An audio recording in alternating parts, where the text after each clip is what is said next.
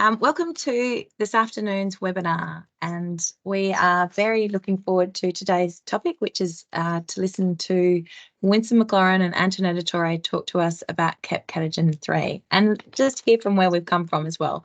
So the first thing I would like to do is let you all know my name is Shelley Shepherd. I'm the Program Manager of New Waterways, and welcome everybody.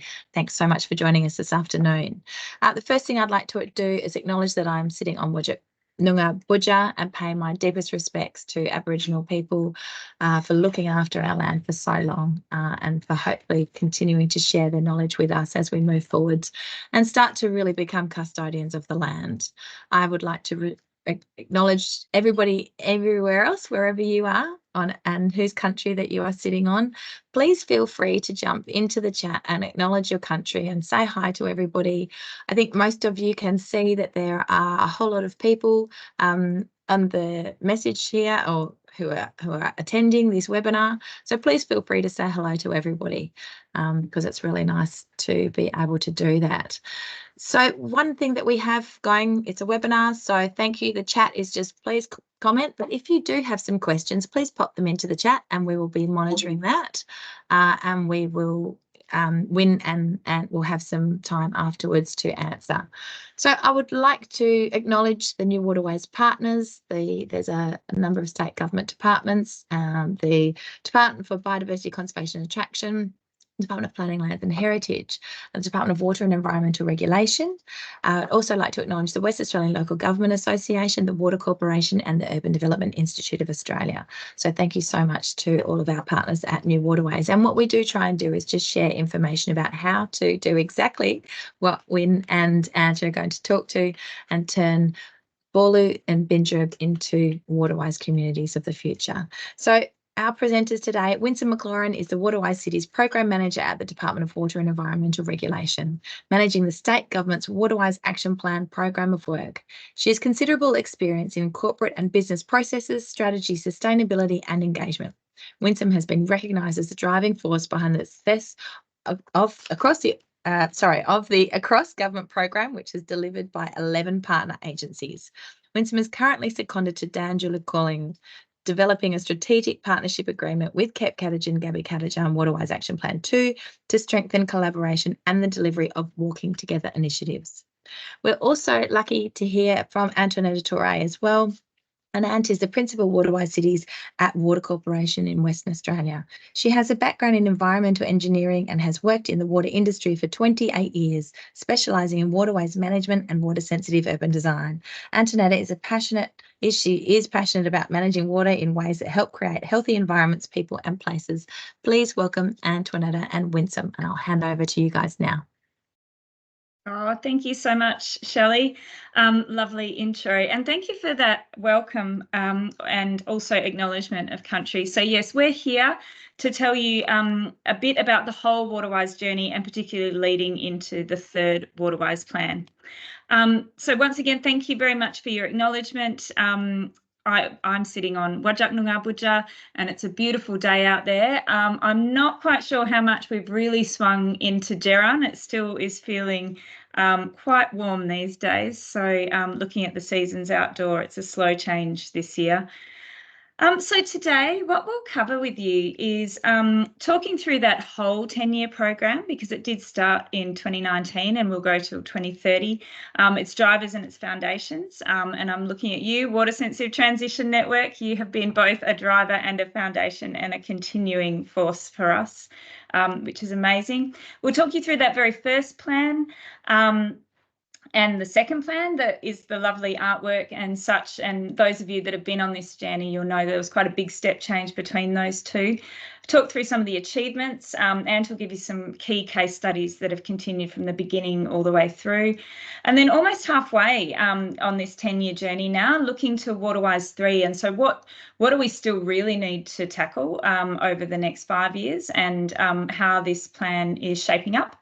And then there'll be an opportunity for you guys to have challenges, questions, clarifications, and so please note those for us, and we'd love to hear from you as well. So for those of you that don't know, Kep Katitjin, Gabi Kaadadjan, the Waterwise Action Plan, supports the Cook Government's ongoing commitment to tackling the impacts of climate change on our precious water resources, and don't we know them, through water saving initiatives and also the creation of climate resilient livable urban spaces. So when we talk about Waterwise, we really are talking about that whole picture of water sensitive cities. It's not just water efficiency, it is all of it. This is complementing the West Australian climate change policy and sets out the vital role that water can play in climate change adaptation and mitigation. And resilience is really what we're talking about here. So Waterwise as a climate resilience response. And so the vision for this program is to create leading Waterwise communities for Boorloo and Bindjareb by 2030. And we're on our way. So I'm going to hand over to Ant now because she's going to talk us through the drivers. Yeah, thanks, Winsome and Shelley. You can hear me okay? Perfect. Yep. And I'm not sure if my camera is working or not, but anyway, we'll power on. So I think everyone's really quite aware of the drivers. Since European settlement, Boorloo has lost more than 80% of its wetlands, along with the biodiversity, water quality, and amenity benefits they provide. With WA's population set to top 3.5 million by 2036, greater water use and rapid urbanisation is increasingly impacting our water resources and the environment. And we know that Western Australia's southwest is one of the world's regions most affected by climate change. So the drivers for being Waterwise here, they're more acute than some other areas. So that graph on the right is showing the change in rainfall during April to October over the last 20 years, with red indicating the lowest rainfall on record and orange very much below average. And unlike the East Coast, which has experienced periods of drought and then flood, we've had that sustained drought to adapt to. Go to the next slide. Right. Thanks. Yeah, so we now get less than 20% of the water running into our dams each year than we had pre-1975. And the impacts of climate change and groundwater abstraction has seen water tables fall by up to 10 metres. So that's a 1,000 gigalitre loss of aquifer storage. And at the same time, we're seeing hotter days and more of them, and an increase in extreme weather events. And it will continue to get hotter and drier. By 2050, we'll need to find an extra 100 billion litres of drinking water per year and up to 50 billion litres of non-potable water. And being Waterwise is part of the affordability solution in the long term. If we're designing badly now, we're locking new homeowners into higher costs of living in terms of high water and energy costs. Green infrastructure can deliver like 30% energy savings. And being Waterwise also responds to community aspirations. We've done quite a lot of market research here at Watercorp. And the community, they don't want to see water wasted, and they support increased recycling. The community cares about our waterways and the environment, and we know that there's physical and mental health benefits associated with living in greener, cooler neighbourhoods. So being Waterwise is about protecting the water resources and the environment for future generations. So next slide. So Winsome's mentioned the water sensitive transition network, and we can't achieve a Waterwise Boorloo and Bindjareb on our own. It's that complex challenge of a growing city in a changing climate. It requires cross-sector collaboration, and we've been really fortunate in Perth to have that strong network of champions with representatives from state and local government, industry, community, and research organisations working together to that shared aspiration of water sensitive communities. The transition network was born from a visioning and strategic planning process facilitated by the CRC for Water Sensitive Cities in 2015. And following conclusion of that CRC project, stakeholders were really keen to continue to meet and drive the delivery of the water sensitive strategy for Perth. And the network has an important role in providing input to the government's Waterwise Perth plans. The next slide. We've also used other CRC tools, such as the Water Sensitive Cities Index benchmarking tool, to guide development of the Waterwise Perth plan. So we've got some really good strategic evidence-based tools to help us formulate the plans. If you're not familiar with the index, it's a benchmarking tool that measures urban water management performance under 7 goals and 34 indicators that characterise a water sensitive city. And it really helps guide where we need to focus action to improve performance. It's a very holistic tool that includes goals around good water governance, so having that leadership, the cross-sector arrangements, funding models and policy in place to enable the Waterwise city. Community capital, so it's about the public's water knowledge and their adoption of Waterwise behaviours. safe and secure access for everyone to essential water services, quality urban space, ecological health, and adaptive infrastructure, for example, diverse fit-for-purpose water supplies. And productivity and resource efficiency. That's really around resource recovery, minimising greenhouse gas emissions, and reducing potable water demand.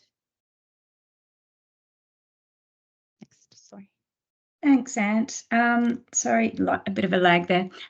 Yep, so that really has been an amazing foundation and driver for the whole program of work, and that started with the first Waterwise Perth Action Plan. So the previous Minister for Water, Minister Dave Kelly, was really taken by the Water Sensitive Transition Network and asked state government to step into this space and to lead.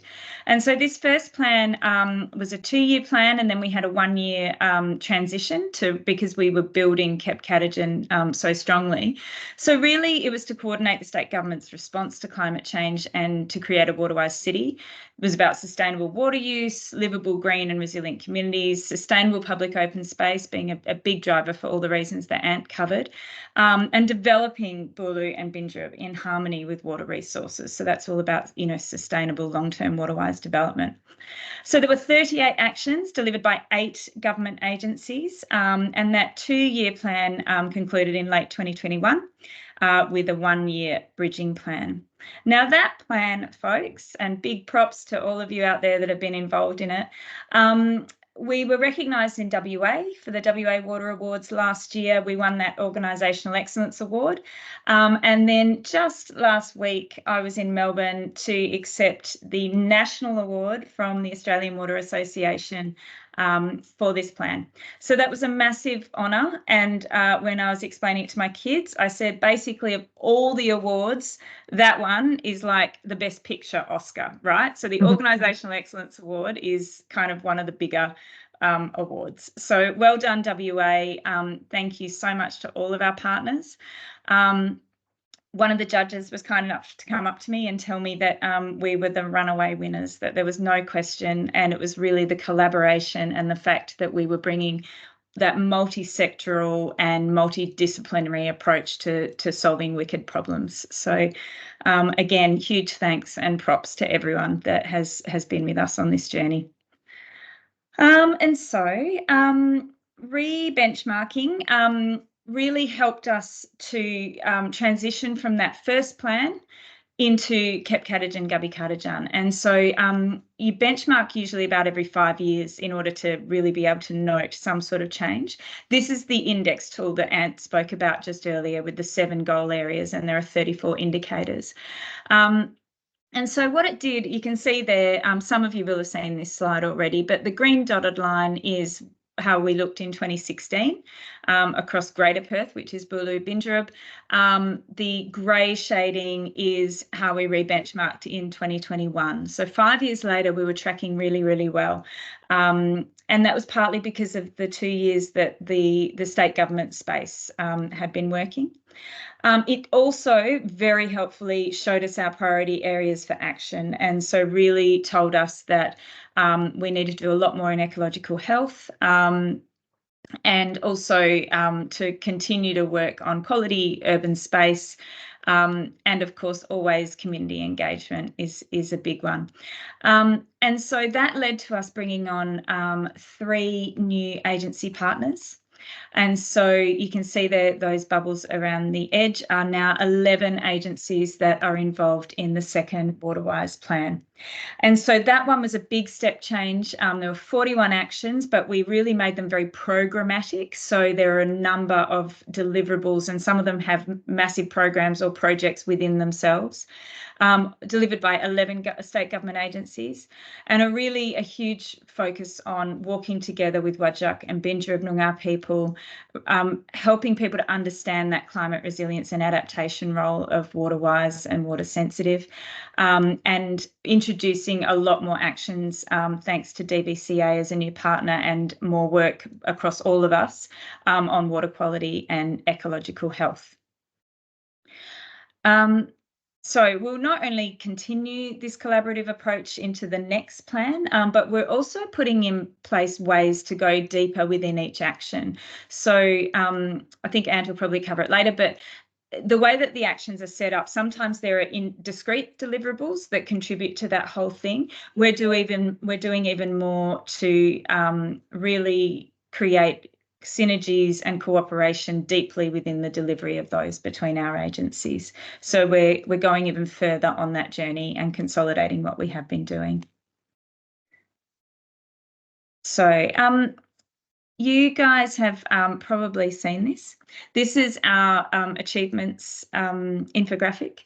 And so we produce one of these every single year, and they get published in each successive plan and in between as well. But effectively, I won't speak through everyone, but really what we try to demonstrate with this one is it's not only the really significant amounts of water savings. You can see that more than 12,000 million litres of water have been saved throughout the life of the plans since 2019. But what's really important to us is that whole working across the whole picture that the index shows us of delivering a Waterwise city. So the Waterwise plantings, the research and feasibility studies that help to underpin all of our thinking and our policy making, the beautifying and regenerating of Water Corporation assets. So many of you will be familiar with the Drainage for Livability program, which is really transforming the way our urban spaces look and function, importantly. Waterwise councils, community partnerships. So really across, we are really trying very hard to hit all of it as much as we can. So it's an ambitious program, and, you know, together we'll get there. Ant, over to you to talk through some quite specific examples of what we've achieved. Yeah, great. So I'm just going to highlight 3 out of the 41 actions under the current Kep Katitjin plan, and just to sort of get a flavour of the sort of the benefits of this collaborative approach. So this project, it came out of the Water Sensitive Transition Network, who identified that a better understanding of Noongar ecological and cultural knowledge and how we incorporate this knowledge in our projects and planning was a priority. And 7 agencies partnered with the University of Western Australia, local government and other stakeholders to co-fund the Noongar Water Knowledge Project, which started in the final year of the Clean Air and Urban Landscapes Research Hub of the National Environmental Science Program. So guided by Noongar elders, this project has included archival research, cultural mapping, and the recording of individual stories of connection with the wetlands and waterways by 13 Noongar elders, both traditional custodians and knowledge holders. And I've seen some of the products and just really moving, really beautiful knowledge and stories coming out of the project. And the government's commitment to this project was strengthened through it becoming part of the Waterwise Perth Action Plan. And just a shout out to Christina Romalo, I can see you're online. The project wouldn't have happened without her incredible dedication as well. So next slide.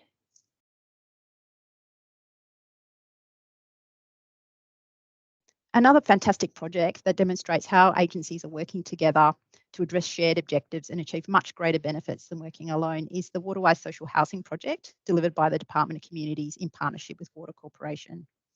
And the project aims to ensure that no social housing tenant in Western Australia should receive high water bills due to leaking or inefficient plumbing.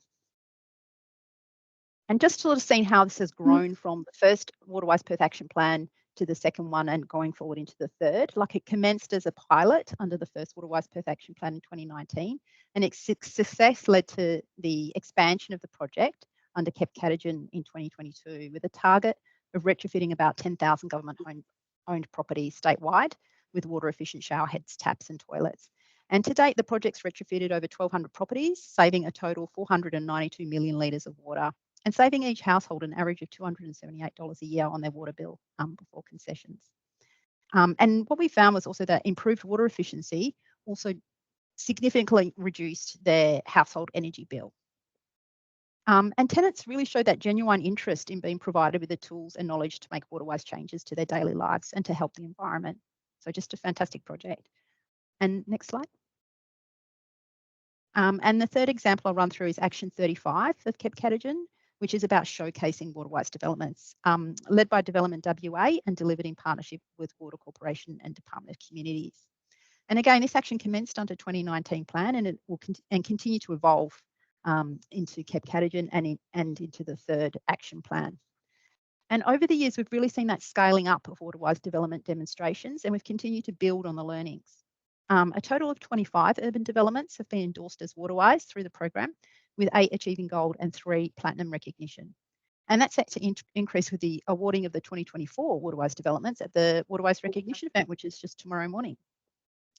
So smarter urban design practices can help us combat the impact of climate change by placing water conservation, urban greening and sustainability at the forefront of planning and design process. And demonstrating these approaches work, really learning and continuing to improve the important aspects of the Waterwise development program. An example is the monitoring and evaluation being undertaken at the 115 Hamilton Hill urban development as part of the Waterwise Exemplar Partnership. And I've got the partners there across the top. So that device shown in the centre photo, it's measuring surface temperature on some different surfaces: road, permeable paving, concrete, garden and turf.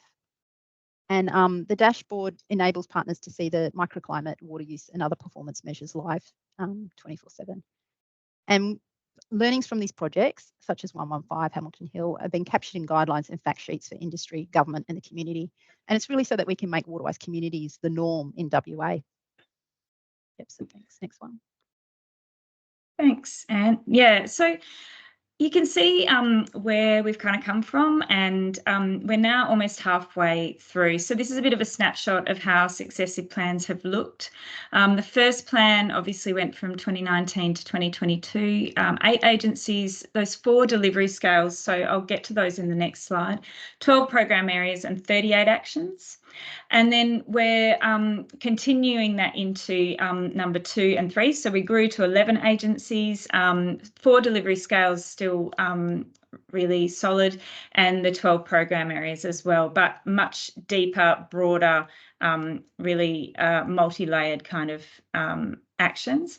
And of course, all of it underpinned by walking together with Aboriginal people on the journey to heal the waterways and trying to bring in that learning as much as we can, really.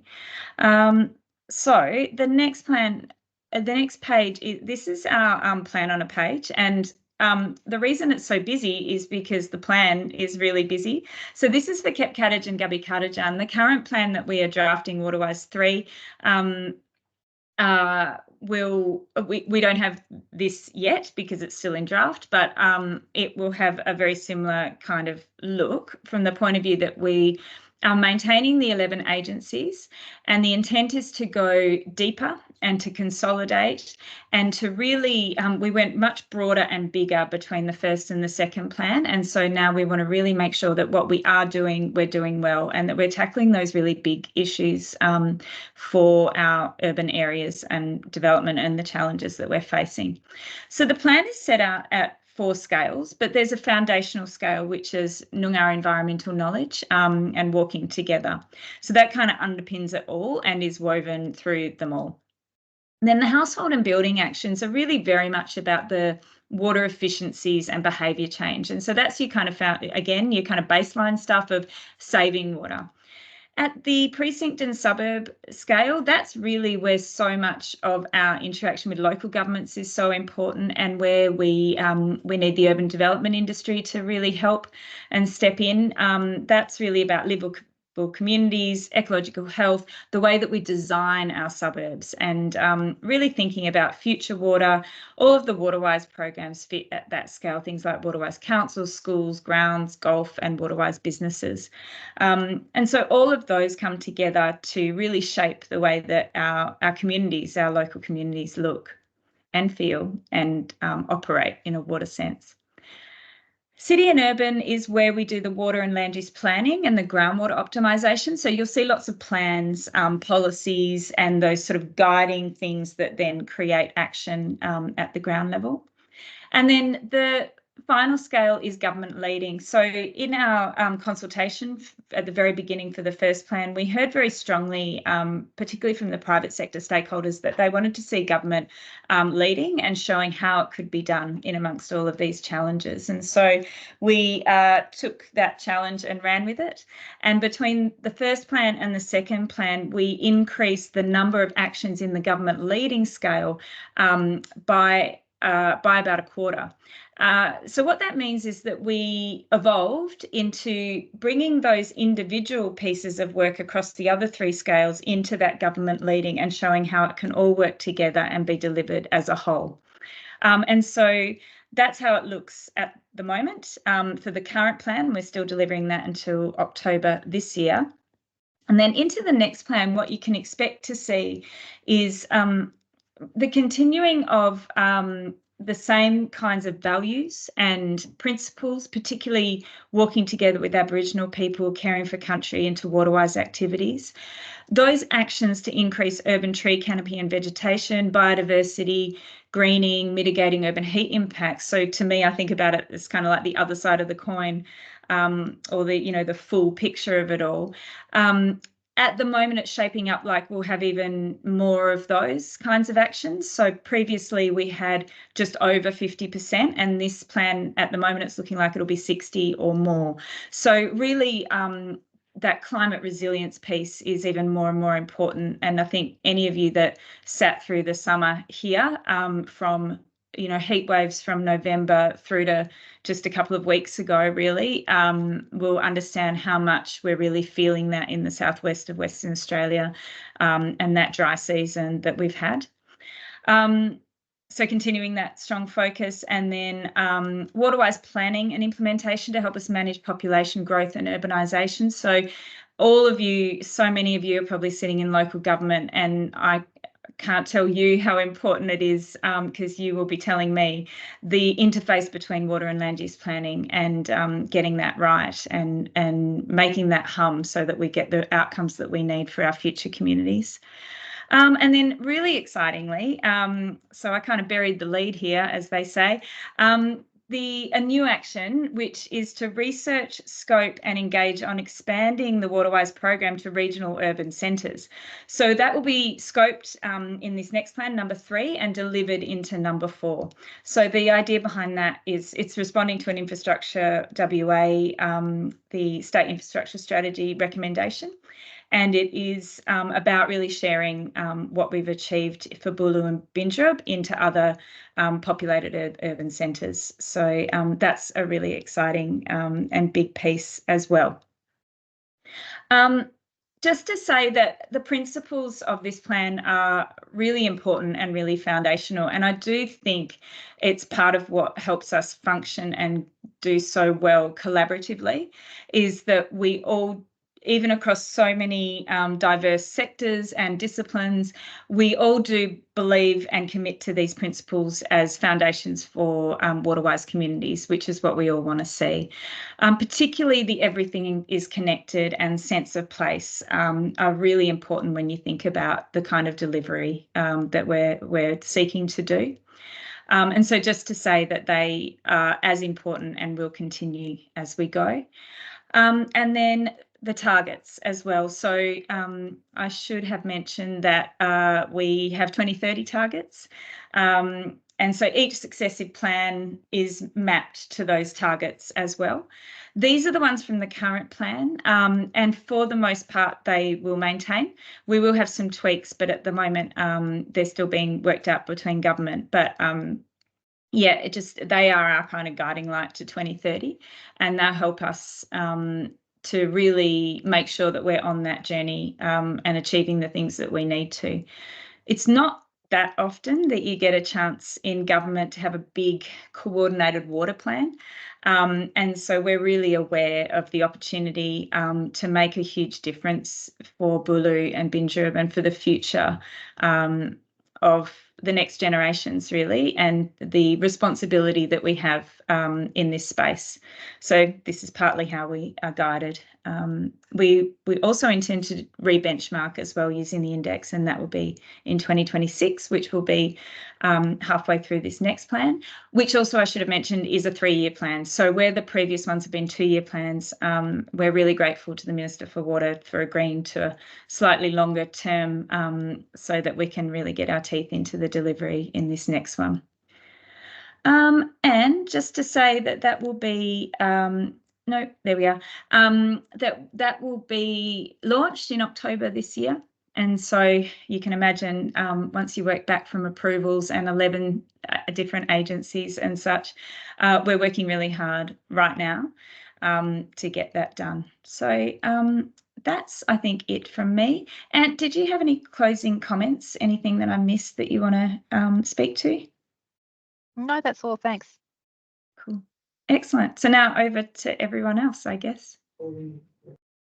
Fantastic. Thank you so much, Winsome and Antoinetta, for sharing with us the progress that you've made over Waterwise 1 and 2 and the excitement that surrounds Waterwise 3. And again, yes, thank you for everybody for acknowledging the hard work that's been going on. And the fact that it's a massive thing to get a national water award. So I have to say congratulations, and